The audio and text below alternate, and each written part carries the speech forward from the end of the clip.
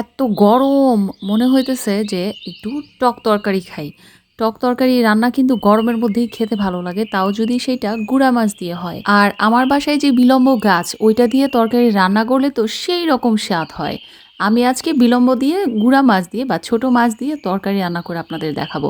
এইটা যদি সামনে থাকে আপনাদের বাজারে বা গাছে থাকে বা বাজারে যদি চোখেও পড়ে, কখনো কিনে কিন্তু এই তরকারিটা রান্না করে খাবেন। মাস্ট বি আপনারা অবশ্যই বলতে বাধ্য হবেন যে এইটা আসলেই মজার ছিল। এই টক তরকারিটা রান্নার মধ্যে সামান্য ভিন্নতা রয়েছে। আমি এখানে সরিষার তেলে পেঁয়াজ কুচি দিয়ে পেঁয়াজটা কিছুক্ষণ নেড়ে ভেজে নিব। পেঁয়াজটা যখন ভাজা হয়ে যাবে এর মধ্যে আমি দিয়ে দিব সামান্য রাঁধুনি।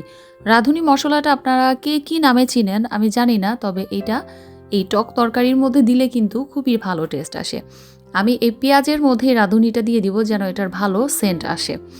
এরপর আমি পানি দিয়ে পর্যায়ক্রমে মশলাগুলো দিয়ে দিব। প্রিয় দর্শক, আমি কিন্তু টক রান্নার মধ্যে মশলার পরিমাণ খুবই কম দিই। সামান্য আদা রসুন বাটা দিয়েছি, তারপর লবণ, তারপর হচ্ছে ধনিয়া গুঁড়া আর অল্প হলুদ গুঁড়া, তারপর দিয়েছি সামান্য মরিচ গুঁড়া। এই মশলাগুলো খুব বেশি পরিমাণে দেওয়া যাবে না, টক তরকারিটা তাহলে টেস্ট অন্যরকম হয়ে যাবে, এটা খেতে ভালো লাগবে না। আর আপনারা কে কীভাবে রান্না করেন আর কি কি দিয়ে টক খেতে পছন্দ করেন বা মাছ, ছোট মাছ দিয়ে কে কিভাবে টক রান্না করেন সেটা অবশ্যই আমাকে কমেন্ট করে জানাবেন। এখন আমি এখানে কেটে রাখা বিলম্ব টুকরোগুলো দিয়ে দিলাম। আমি লম্বা করে সাইজ করে কেটেছি। আর যখন মশলাটা ভালোভাবে কষানো হয়ে যাবে তারপরে বিলম্বটা দিয়ে 2 থেকে 3 মিনিট কুক করতে হবে।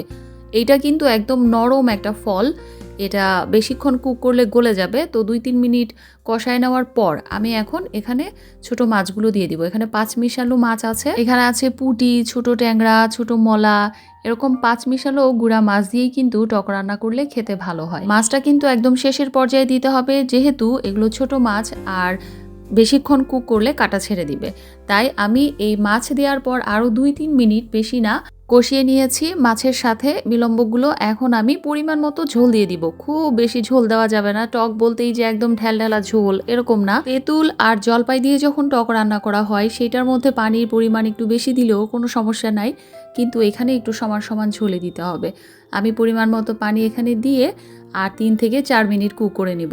আর যে কোনো টক রান্নাতেই কিন্তু কাঁচামরিচের ঝালটা খুব যায়, তাই আমি এখানে কাঁচামরিচের ফালি একটু বেশি পরিমাণে দিয়ে দিলাম, কারণ আমি যেহেতু এখানে শুকনো মরিচের গুঁড়া খুবই কম পরিমাণ দিয়েছি। এখন আমি তরকারিটাকে ঢেকে দিলাম আর 5 মিনিটের মধ্যেই তৈরি হয়ে গেল আমার খুবই সুস্বাদু আর মুখরোচক টক রান্না। প্রিয় দর্শক, আপনারা যারা ছোট মাছ পছন্দ করেন তারা অবশ্যই একবার হলেও বিলম্ব দিয়ে ছোট মাছের টক রান্না করে খেয়ে দেখবেন, এটার কিন্তু একদমই ভিন্ন রকম টেস্ট।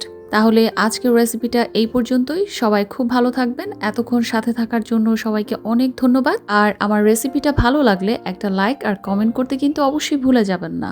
আর আমি এদিকে চললাম গরম গরম ভাত দিয়ে বিলম্ব টক খেতে। আল্লাহ হাফিজ।